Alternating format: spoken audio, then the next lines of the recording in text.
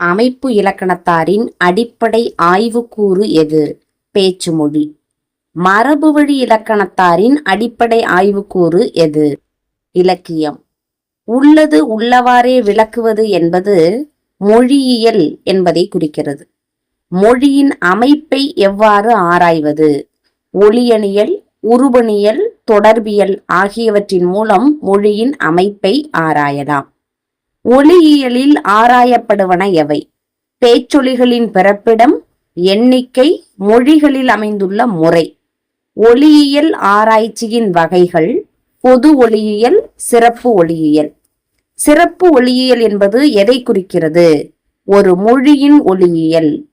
ஐரோப்பியர் கற்பதற்காக இரண்டாவது மொழிக்கு இலக்கணம் எழுதியவர்கள் ஆர்டன், போப், பெஸ்கி. பேச்சொலிகள் எவ்வாறு உச்சரிக்கப்படுகின்றன?